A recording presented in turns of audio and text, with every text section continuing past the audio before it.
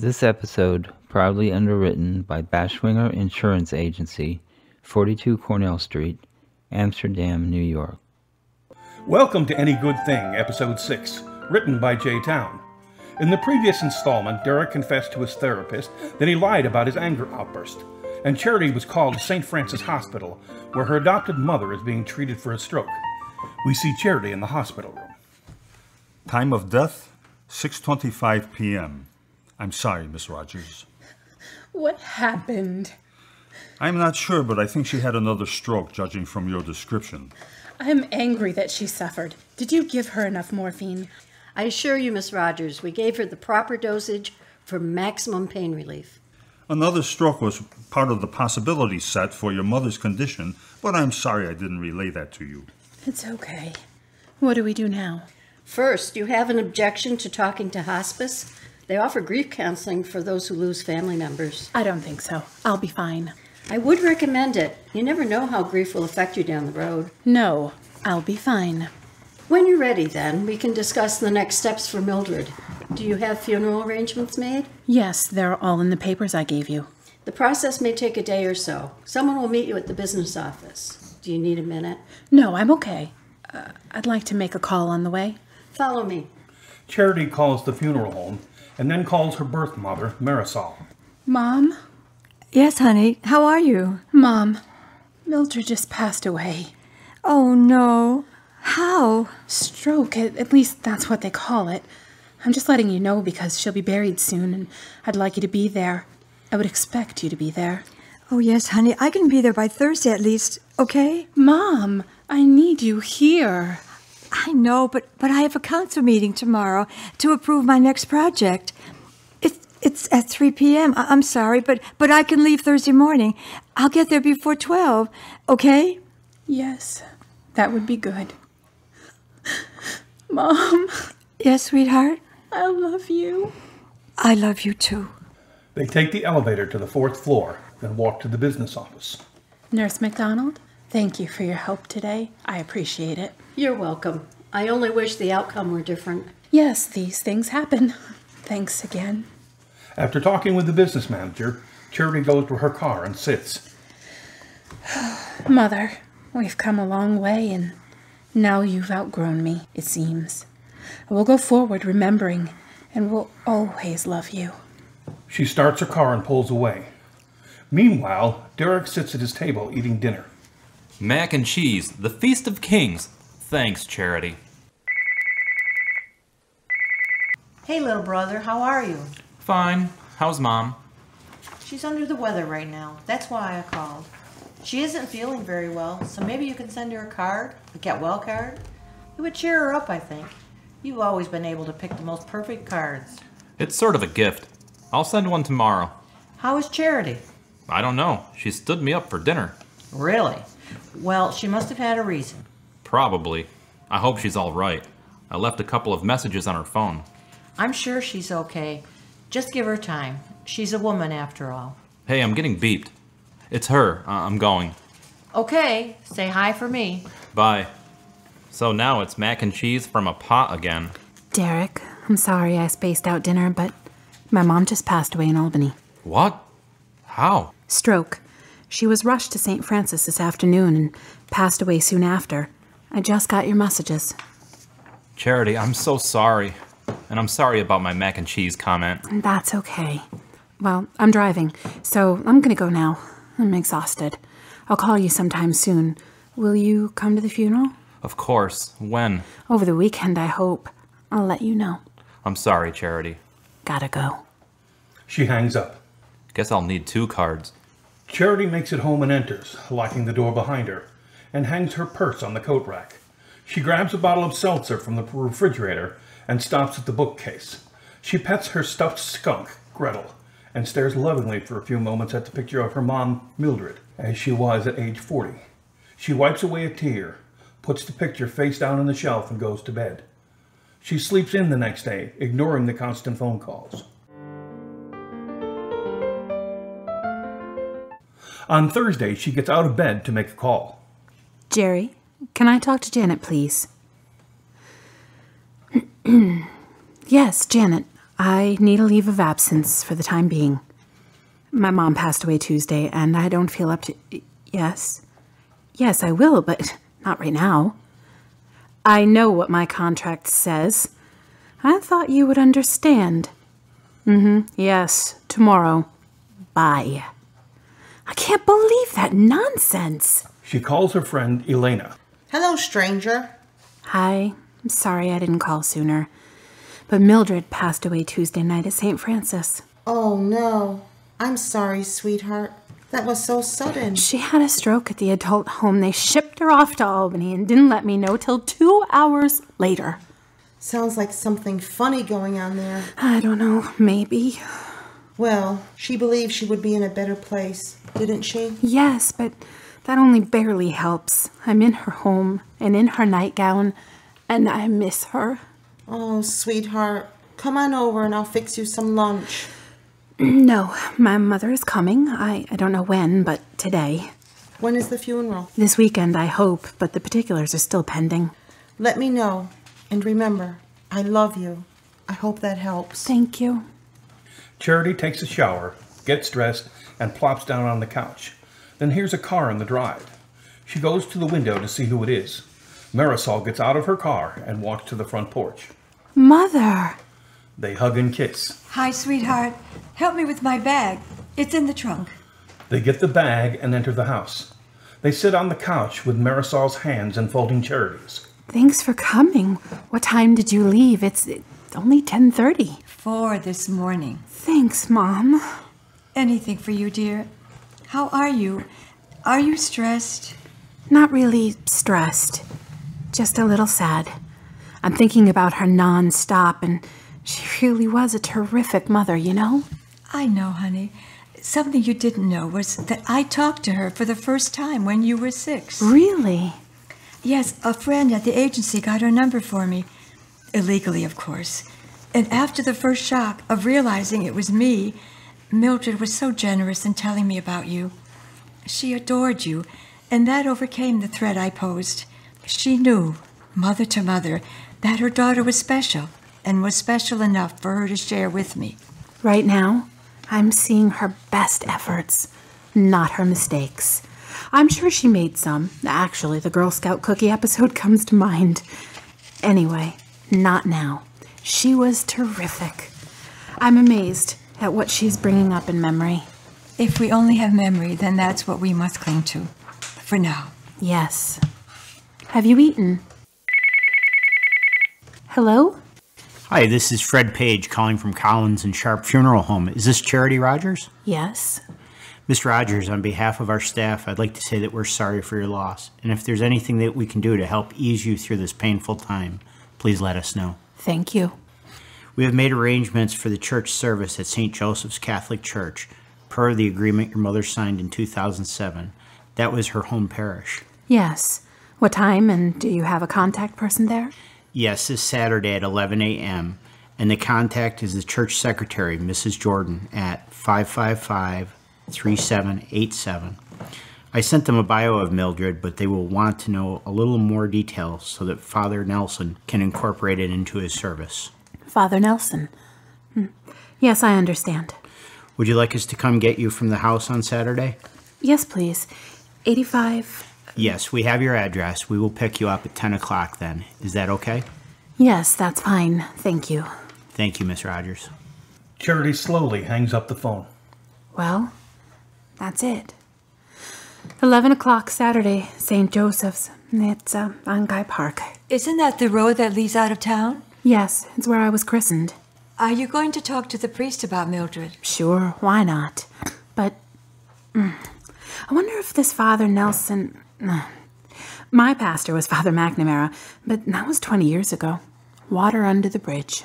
It's becoming final, isn't it? Yes, and I don't think I'm ready for it to be. Oh, I might as well get this over with. She dials the priest.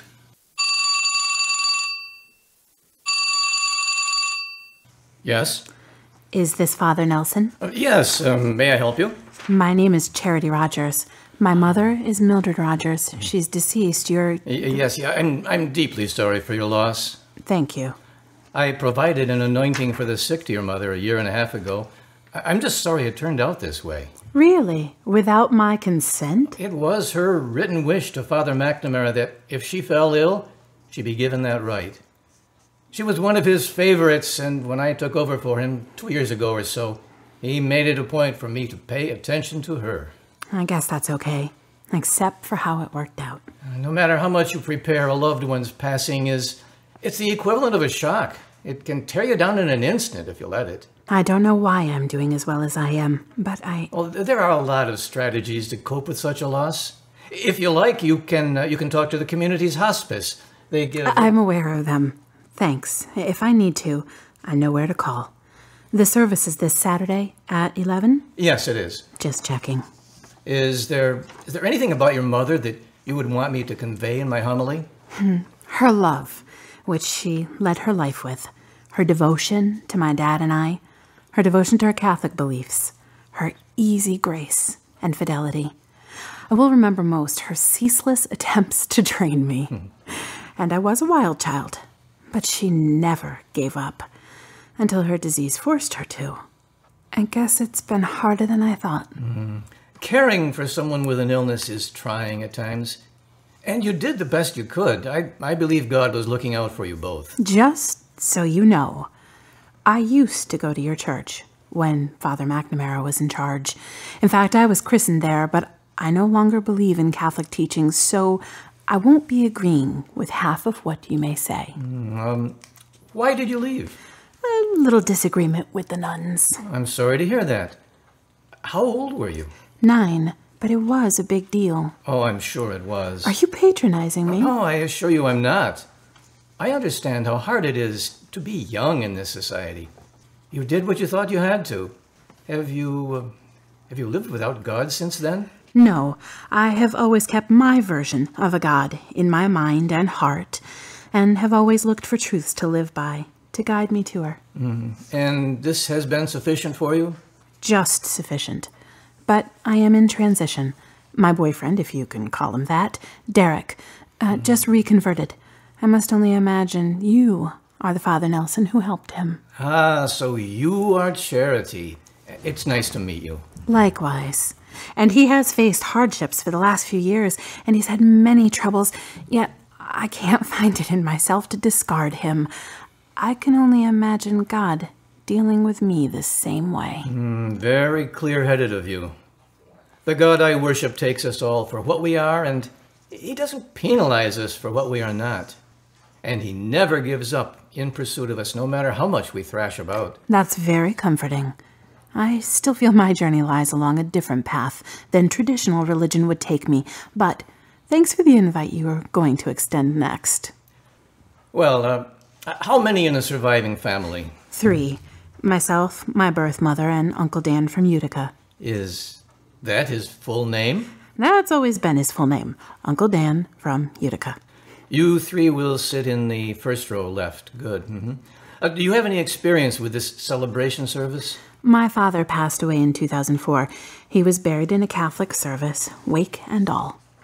When we celebrate a person's passing, we celebrate their journey from our world to God's world, to heaven. And the beauty of this is we acknowledge that God's grip on us is stronger than mere cessation of life could be. In fact, our calling from God guides us through all things earthly and all things heavenly. So that's why, while we are mourning the earthly loss of a loved one, we celebrate their passing into a new world. That would be comforting to a Christian. I do feel that I will see both my parents again in the new age. All good things, all good beings are represented there. Yes. Well, it's been very good finally to meet you. I'll see you Saturday, and you know you can always call me to talk about anything. By the way, if you want to say a few words about your mother at the service, you may. We call it words of remembrance. Would you be interested in doing that? Yes, I would. Would you see it beforehand? Preferably. Fine. I'll have it ready for you before the service. I look forward to it. Charity hangs up the phone and approaches her mother. Well, that was painless. What did he say? He confirmed the time and that we'll be sitting with Uncle Dan in the front seat, left, and that he knows Derek. That's funny. I don't. Do you think I'll meet him soon? Nothing like a funeral to bring folks together. Do you have any other engagements to follow today? No, why?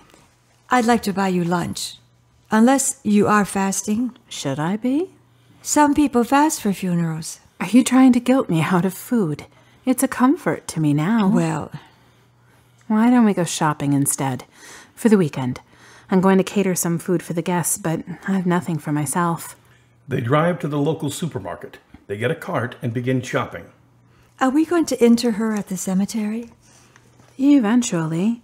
Right now, I'm keeping her at the house. Cremated, of course. They wander through the citrus items. I guess people do that. Not in my time. Oranges, $5.25 a bag. Can you believe it? All things must pass. When I go... No! Don't start talking about going anywhere. Let me bury my first mother, then we can... We can bury me. I get it. You know, Mom, the reason I brought you here is selfish. I needed someone who'd buried someone very precious to them. Someone who could understand me at this time, who could lend a helping hand. I know. And I haven't been too understanding, have I? I want you to tell me what you feel, to get it out, to heal. I feel as if she's gone forever, except in my memories. But what if they fail? Where will I be then? Do you not believe in life after death? I still believe in energy and its basic constructive function in the universe. That doesn't sound too happy to me. So you think you will see her again? I don't know. I hope so. But that's the question that stays with me. You are sad because you have lost out on her, not on her energy. In the Bible, we believe it says that each person's soul will be kept intact, except for the bad behaviors and traits. So the person will be kept for all in eternity.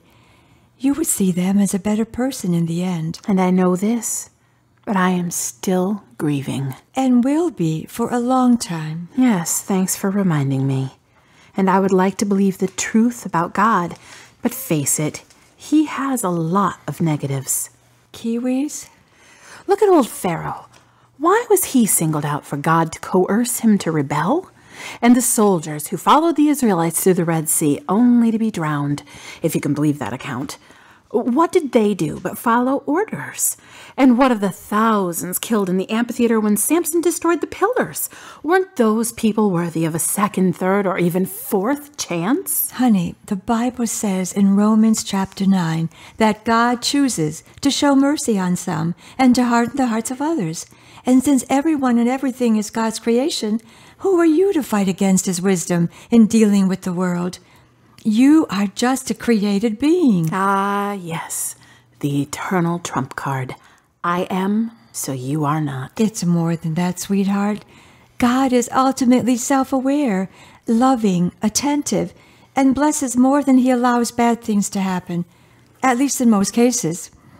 So if there is any being sentient enough, kind enough, and pure enough for us to trust, it is him. Charity puts a bunch of celery in her basket. But why the negatives? Sin rampant, crime, disease. Why? Nobody I have ever asked has been able to come up with a suitable answer. Look, I am a simple woman with a simple faith. I find that when I look at the world, I see as you do, with an eye for the negative. I wish it wasn't existing, and I fight it when I can. But mostly, I also have an eye for eternity and blessedness and perfection. And I find enough of these that it overcomes the bad or evil. And I find strength to continue with my journey, hard as it may be. Charity stops short and begins to cry. Marisol goes to hug her. I love you, Mom. Thank you, sweetheart. It's all right. Come on now, it's okay. Come on, it's a supermarket, honey. Charity recovers. They finish their shopping and go home. They make lunch. Charity cuts the sandwiches and plates them for Marisol and her. This funeral means a lot to me on a lot of levels. They sit. How so? Well, first, to be laid to rest beside Papa was her predominant wish, and I'm glad to be facilitating that. More important was the spiritual aspect of being laid to rest within the Catholic tradition that she so loved. and the way that would echo with her family and friends, me notwithstanding. You must feel some connection, really. Not as much as you would think.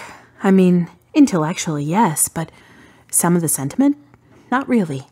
This whole peasant-king aspect of religion really turns me cold and angry, if you know what I mean. This can be because a nun made you angry. I was angry before that incident, which I am over with, by the way. It was reading about the murders and adultery by King David, supposedly the paragon of kings in the Old Testament, and that coming against a growing perfectionism in me that got to be out of control as the days went on. Well, what about Christ? Didn't you find something good in him? Yes, but he is God's representative.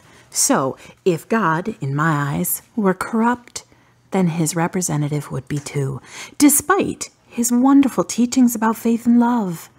So I was in a place where I couldn't move, religiously speaking. So I lashed out. Nobody deserved my 9-year-old wrath. And then Mildred dragged me to church for another 3 years, just the icing on the cake. I blamed her. How long did you live angry like that? Mom, let's stop. I'm tired, and I don't want to talk right now. Please. Okay. I love you. They finished their meal, Charity fielding phone calls from well-wishers, including Derek's sister, Caroline. Charity, on behalf of our entire family, we extend condolences to you. Derek called me yesterday. Thank you. And I invite you to the service. Do you have a pen? Okay, it's this Saturday at 11 a.m. It's Derek's church, St. Joseph's, here in town. Okay, down on Guy Park. Thanks. And once again, we are sorry for your loss. Well, you know, she always believed she would go to a better place, so I guess we should be celebrating, right? Right. You hang in there. See you Saturday. Thanks for the call. Tell Derek I'll call him. Charity and Marisol make it through the night and into the next day without getting on each other's nerves. And then... You should call him, honey. Since when has should ever stopped me from doing what I wanted? Oh, all right. She dials Derek. Hi, Charity. How are you holding up? As well as can be expected, I guess. Can you come to St. Joseph's this Saturday at around 10:30 for the service? Yes, definitely. Anything to help. In what way would you be envisioning helping? Greeting you, your family, guests. Am I overstepping my bounds? Only slightly. Yes, Derek, all of that would be helpful. I guess you've done this sort of thing before. My dad, 6 years ago. I still think of him. Yes. Did your Catholic training help you? I had a blind faith then, that everything taught to me was somehow right. Now I see its validity, and yes, it helps. I guess you'll have to clue me in sometime. I'd be happy to share what I know, anytime. Well, Hughes, it's been nice talking with you. Don't miss the service. Get here early. I'd like to talk to you some more. Looking forward to it. Sorry. That's okay. Talk to you later. She hangs up. Mom, I really appreciate you being here for me. Of course you do. What would you do without me? She said knowingly. Mom, I have to go to the station to see my boss. Something about my funeral days off. Would you like to stay here or come with? I won't be showing you around. Just a quick in and gone. I'll stay here if you don't mind. Me and Greta will have a few laughs. Okay. I should be back within an hour. Charity drives to the station and is ushered into her boss's office. I understand you've had a death in the family.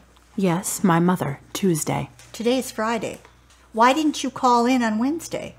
Where were you that you couldn't reach me? I was depressed and stayed in my house all day. Depressed? Listen, I'm going to tell you something you probably already know. You are valued here on a daily basis. That means you show up or call in a timely manner every day, regardless of weather, disease, or even death. That is what we pay you for. That is what we expect. That is what we demand. Understood? All leave times are to be given on an as-needed basis. This is news, not entertainment. Charity stews. Janet, how long have I been working here? I'll answer. 4 years. And in that time, how many sick days have I taken? I'll answer again. 11, or 2-point-something per year, and no grieving days. In fact, this is my only loved one to have died on your watch, and I don't particularly appreciate your view that this station's needs come before my need to bury my mother. So, if my working here precludes me from taking care of my family, then you know what you can do with your job. I quit. Charity, you're making a big mistake. I don't think so. Charity storms out of the office and to her car, where she cries all the way home. When she arrives at home, Marisol pulls her aside. Darling, tell me. I just quit my job. Why? My boss said her needs were more important than mine. Were you in the right? Yes, Mom. Then that's all that matters. Marisol stands over Charity, wraps her arms around Charity's head. So much to go through, but you have faith. Good things will come. I hope so. On the morning of the service, Charity and Marisol ride to the church in the funeral service car. This morning, I woke up and a smile crossed my lips. For all the mornings, she would kiss me awake. My first smile all week. Well, you should smile. She truly is in a much better place now and smiling down on you. I want to believe that. Then do. Charity looks out the sunny window and ponders. They reach their destination. I'll get the door, ladies. Here we go. Thanks, Mom, for being here. You're welcome, Mia. They exit the vehicle and walk to the church entrance. A small stone canopy stands over the entrance. A large varnished wooden double door opens up to reveal steps leading up to the church foyer. Paige leads Charity up the steps, where she sees Derek and Caroline. Marisol comes up beside her. Charity gives Derek a long hug, and then hugs Caroline. How are you? I'm a little better than before, but it still hurts. It's going to. Everybody, this is my mom, Marisol. Mom, this is Derek Hughes, Caroline Peterson. I've heard so much about you, Derek. She gives him a hug. Caroline is my sister. Marisol hugs her. It's funny. People think when you give someone up that they lose them forever. The reality is that time and chance couldn't keep us apart. And it's the same for Charity and Mildred. Mom has been giving me great insights for the last couple of days. That's what moms are for. Absolutely. Well, we're going in. Thanks for coming. Derek, can you stay? Sure. This may be a long day for me, so I want to tell you now before I get really frustrated and cranky. I'll just go. No, stay. I want you to hear me too. I haven't always been supportive of your religious expression, but I'm saying that I'm going to be more supportive going forward. You mean we are going forward? I mean for as long as I'm here. You mean you might leave? Oh, don't confuse me. What I mean is everything is going to change. But in the way of, I don't know my future, unlike you. Anyway, I will be more understanding in the future with you and your expressions. That is, if you stay. I understand. You don't know what you are doing, and we should be patient with you while you make up your mind what you are doing, right? Yes, that's it. I knew you would make sense of it. No problem. That was wise, really. Today is not my day. It is Charity's, Mildred's, and yours. Will you sit with us? Sure. Charity, we're ready. Okay. Mr. Page, Derek will be sitting with us. Is this Uncle Dan? No, but he is family. Okay. Charity, Derek, and Marisol follows Father Nelson and the deacons. As the doors open, Charity says, Here we go.